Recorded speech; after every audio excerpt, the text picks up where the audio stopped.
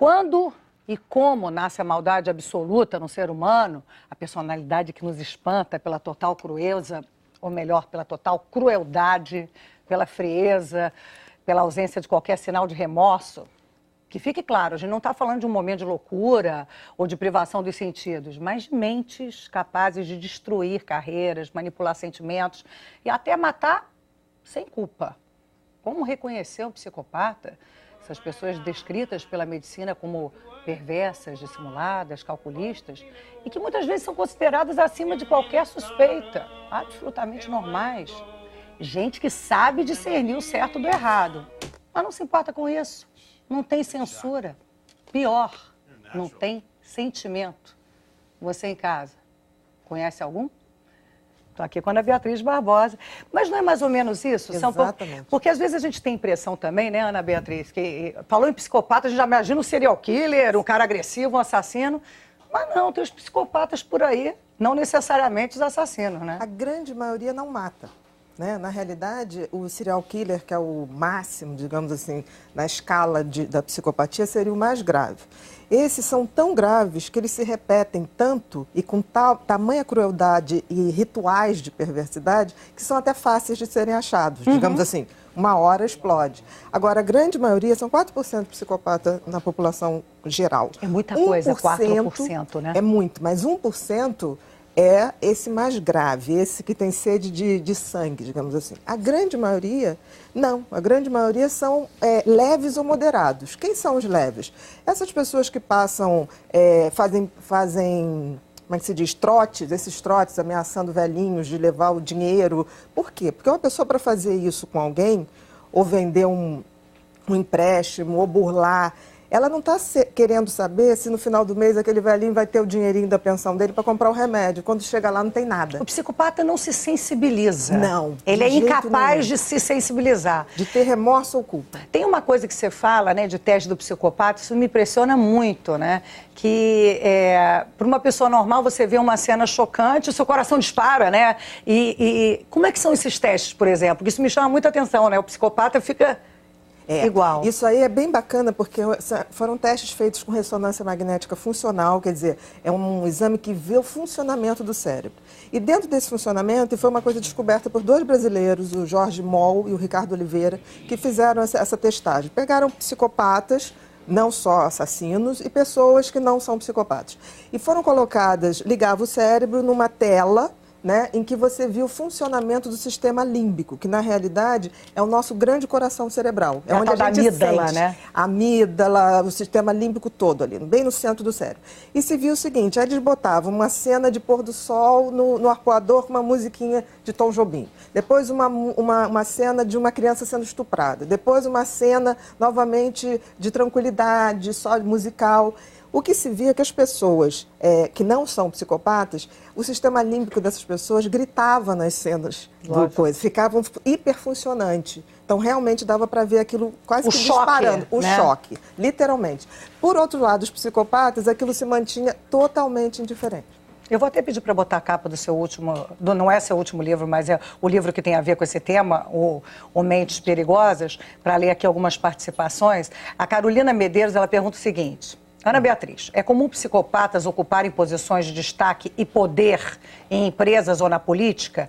Como identificar, lidar e se proteger de um chefe ou colega com tendências psicóticas? É bem comum, porque eu diria assim... Isso que é o pior, é muito comum, porque o psicopata ele sempre vai buscar 3 coisas. Prazer, diversão, poder e status. Né? Prazer e diversão é a mesma coisa. Poder, status e diversão. E geralmente são muito inteligentes. São muito inteligentes, não é nem tão inteligente, é porque eles não têm o componente de culpa que atrapalha a execução dos seus planos. Entendi. Porque, por exemplo, acabam sendo mais determinados. Exatamente. Nada impede. Você pode até querer o lugar da sua colega num trabalho, mas você vai batalhar por aquilo, você vai mostrar competência.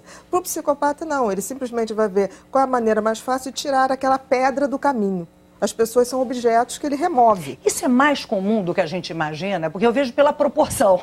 Se é uma a cada 25 pessoas, pode ser uma psicopata, é essa a proporção? Exatamente. Então a gente deve ter muito mais gente. Conhece muitos, né? Não é? Convive com muitos. Sim. Coração de pedra?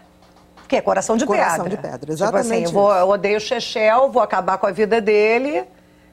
Te amo. E geralmente ele ainda tá dodói. Ele ainda tá dodói, não pode brincar com isso. E não só isso, o psicopata dentro de uma empresa, por exemplo, que a gente chama do psicopata de terno e gravata, né, o corporativista, ele chega sempre se botando como amigo de todo mundo. Ele dá o ombro amigo, você vai, desabafa, ele chega sempre contando uma história triste, que ele foi vítima de injustiças. Isso é muito típico no nosso dia a dia. Cuidado com gente que entra na tua vida falando que foi estuprada, falando que não sei... Assim, com uma semana já está te revelando coisas. Chegou se vitimizando, talvez. É assim, e em um mês a melhor amiga de infância que você tem. Porque essas pessoas, elas jogam isso para que você se abra, vê que você está ali numa situação difícil, aí vai jogando, vai manipulando, essa pessoa se abre. Ele vai fazendo isso com todo mundo. Lá na frente ele vai jogando um contra o outro e vai chantageando aquilo que você se abriu como um momento. Então a pergunta de amizade, da né? Carolina de como se defender é complicado, né? Você tem que procurar não se abrir para as pessoas, talvez. Eu diria que se for em né? questão de trabalho, primeiro, psicopata com 20 anos, ele já tem uma ficha corrida, não é ficha corrida policial. Por exemplo, ele já tem uma história prévia. Essas pessoas que surgem na vida da gente, assim, que são sempre assim, você acha que a pessoa acerta na hora certa, aquela coisa maravilhosa. Desconfia. Desconfia. Isso é bom desconfiar. Não tem ninguém tão perfeito assim. Fala o que você quer ouvir. Aquele homem que no dia seguinte manda flores, liga 3 vezes, isso não existe. Mulheres se matando agora. E outras em franca alegria. A gente fica a vida inteira esperando o psicopata, ele não chega. Não faça. Se aparecer, corre, né? Se ligar do final de semana, se ligar, uma ligação agora, flores, ligação, e se mandar joia, então, aí ferrou. E tá muito estranho, né? Você já tá na mira. Você pega, você é a vítima. Vai moler. Exatamente. Ó, a Ticiane Coutinho diz o seguinte, achei o tema muito interessante, gostaria de saber, Ana Beatriz, até que ponto os pais podem ser responsáveis por crianças que se tornem psicopatas? Isso aí é uma coisa que teve uma grande mudança. Porque antigamente você achava o seguinte, que a criança nascia boa, todos nós nascíamos bons. E o meio que influenciava. Hoje a gente sabe que isso é totalmente irreal. Isso não quer dizer que o meio não influencia muito. Mas o DNA da maldade, digamos assim, vem de fábrica. Isso está muito determinado e independe da educação. Agora, a educação é absolutamente fundamental para a gente nivelar o grau da perversidade. Ou seja, uma criança desde muito pequena, com aqueles sinais de perversidade com o irmão, perversidade com animais, são crianças que têm umas curiosidades mórbidas de abrir animal para ver como é que é sofrendo. Essas crianças, se tiverem uma educação muito racionalizada de limite, ela vai deixar de ser aquele psicopata grave para ser o moderado. Como diz Ou seja, a disciplina ajuda muito nesse limite, caso. né? Limite, Tem porque limite. eles são racionais. Eles sabem exatamente o que podem e o que não podem fazer. Aí eu tô citando um amigo meu que diz o seguinte, vai diferenciar aquele de ser um serial killer daquele de ser um grande político. Ou seja, tem muito político psicopata. Toda situação de poder. Tem muito pastor, tem muito político, tem muito executivo, tem muito médico, não precisa nada. Eu cito aqui o Shepikovich, aquele que atendia adolescentes e sedava as crianças e estuprava, e era um médico conceituadíssimo de adolescentes e abusos constantes. Olha, o Aiknut quer saber, queria saber da doutora Ana Beatriz Barbosa, se um psicopata pode ser um mitomaníaco, que é aquele cara que mente, né? Ou são coisas separadas? Há alguma ligação entre a mitomania e a psicopatia ou não? Não, porque olha só, o mitomaníaco, ele mente sem até precisar. É aquela pessoa assim, que fala assim, quem é seu pai? Aí fala assim, o Tarcísio Meira. Todo mundo sabe que não é, entendeu? Mas ele diz assim, não, porque eu sou filho de um caso da adolescência, uma coisa assim que tem como provar. Então ele mente porque ele mente, para tentar ser alguma coisa mais agradável. O psicopata não, ele sempre mente com um objetivo muito claro, ele é muito racional. Ele mente para te impressionar, ele mente para entrar na tua vida, ele mente exatamente para obter alguma coisa. Nenhuma mentira dele é em vão.